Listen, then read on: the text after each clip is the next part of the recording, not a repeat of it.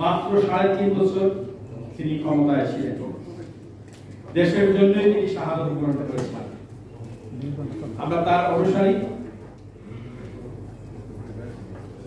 উনি 1978 সালের 1 সেপ্টেম্বর আমাদের মেইন দল যেটা মূল দল বিএনপি প্রতিষ্ঠা করেছিলেন। তার কয়েক মাস পরেই ডিসেম্বরের 27 তারিখ আমাদের জাসাস তিনি প্রতিষ্ঠা করেছিলেন।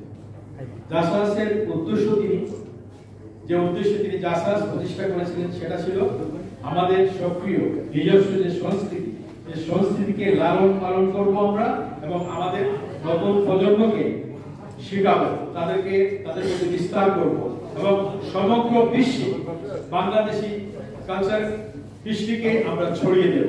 সেই উদ্দেশ্যে আমরা সেই উদ্দেশ্যে কাজ করতে হবে। আমাদের অনেক দায়িত্ব আছে। আপনারা জানেন আমি একজন চলচ্চিত্র কর্মী।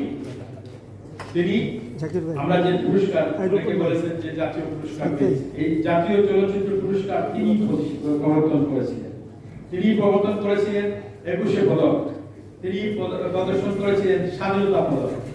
এই পদকগুলো হলো সর্বোচ্চ পদক, স্বাধীনতা পদক। বন্ধুগণ, চলচ্চিত্র উন্নয়নের জন্য যাতে আরো সৃজনশীল চলচ্চিত্র তৈরি হয় সেই লক্ষ্যে তিনি বিশাল একটা জমি গাজীপুরে বরাদ্দ করে চলচ্চিত্র ইনস্টিটিউট প্রতিষ্ঠা করেছিলেন। আজকে তার নাম মুছে ফেলে দিয়ে অন্য আরেকজনের নামে এটা হচ্ছে।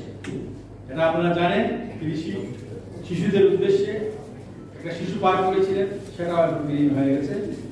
তারপরে নতুন প্রজন্মের ছেলে মেয়েদেরকে উৎসাহিত করার জন্য নতুন বই প্রবর্তন করেছিলেন বিটিভিতে। অনেক ভালো কাজ করেছিলেন অল্প দিনের মধ্যে। অনেকে বলেছেন, আমি আবার বারবার এটা রিপিট করতে চাই না। আমি আজকের এই দিনে তার রূহের আত্মার মাগফিরাত কামনা করছি এবং আপনাদের সবাইকে অনুরোধ করছি জাসাসের প্রতিনিধিত্বকে তার যে 19 দফা এটা আপনারা অনুসরণ করবেন। এই 19 দফা যদি আপনারা বারবার করতে থাকেন আপনারা কিন্তু 12 রাজনীতি হতে পারবেন। আপনাদের সবাইকে ধন্যবাদ। আল্লাহ হাফেজ।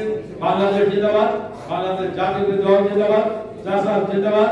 শহীদ প্রেসিডেন্ট জিয়াউর রহমান অমর হোক।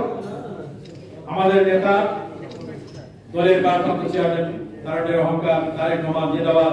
আমাদের নেত্রী বেগম খালেদা জিয়া জিন্দাবাদ জিন্দাবাদ।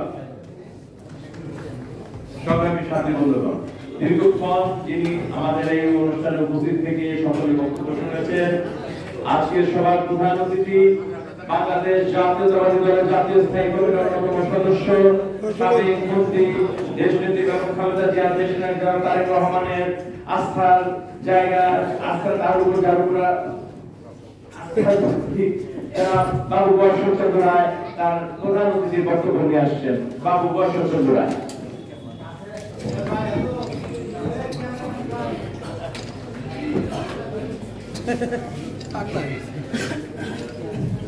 তোমরা ওই যে ক্যাবেল নেই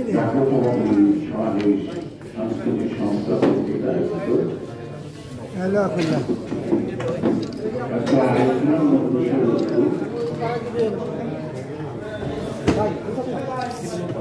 হাতে হারা করতে